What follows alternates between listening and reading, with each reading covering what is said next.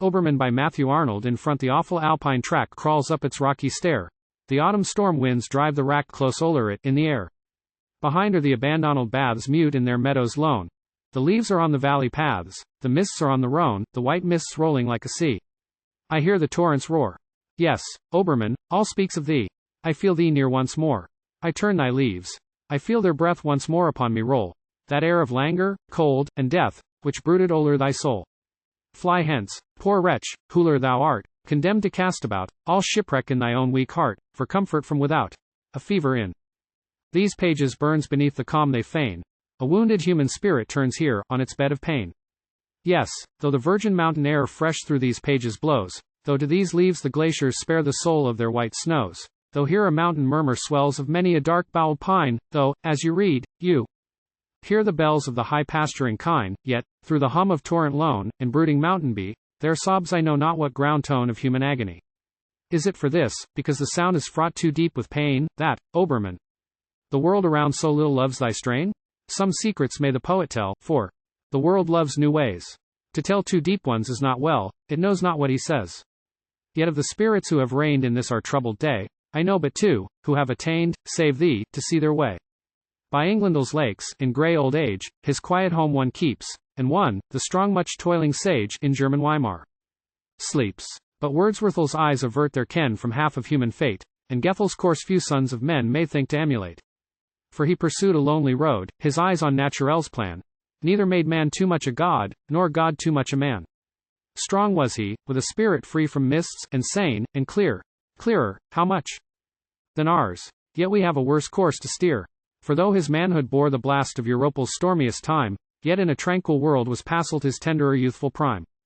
But we, brought forth and reared in hours of change, alarm, surprise, what shelter to grow ripe is ours? What leisure to grow wisel? Like children bathing on the shore, buried a wave beneath, the second wave succeeds, before we have had time to breathe. Too fast we live, too much are tried, too harassled, to attain Wordsworth's sweet calm, or Goethe's wide and luminous view to gain. And then we turn, thou satyr sage. To thee, we feel thy spell. The hopeless tangle of our age, thou too hast scanned it well. Immovable thou sittest, still as death, composed to bear. Thy head is clear, thy feeling chill, and icy thy despair. Yes, as the son of Theus said, one hears thee saying now, greater by far than thou are dead. Strive not, die also thou. Ah! Two desires toss about the poetel's feverish blood. One drives him to the world without, and one to solitude. The glow, he cries, the thrill of life, where do these abound? Not in the world, not in the strife of men, shall they be found. He who hath watchelowed, not charled, the strife, knows how the day hath gone. He only lives with the world's life who hath renounced his own. To thee we come, then. Clouds are rolled where thou, O seer, art set. Thy realm of thought is drear and cold, the world is colder yet. And thou hast pleasures too to share with those who come to thee. Bombs floating on thy mountain air, and healing sights to see.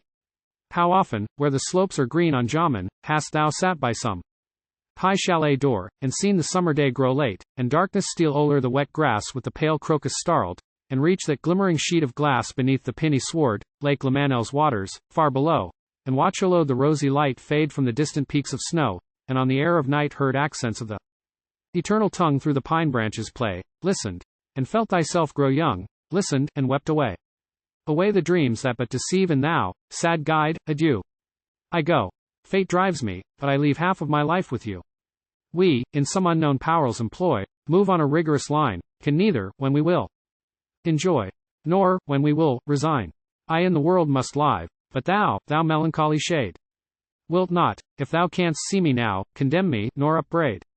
For thou art gone away from earth, and place with those dost claim, the children of the second birth whom the world could not tame, and with that small transfigured band, whom many a different way conducted to their common land, thou learn else to think as they. Christian and pagan, king and slave, soldier and anchorite, distinctions we esteem so grave, are nothing in their sight. They do not ask, who pinned unseen, who was on action hurled, whose one bond is that all have been unspotted by the world. There without anger thou wilt see him who obeys thy spell no more, so he but rest, like thee, unsoiled, and so, farewell, farewell.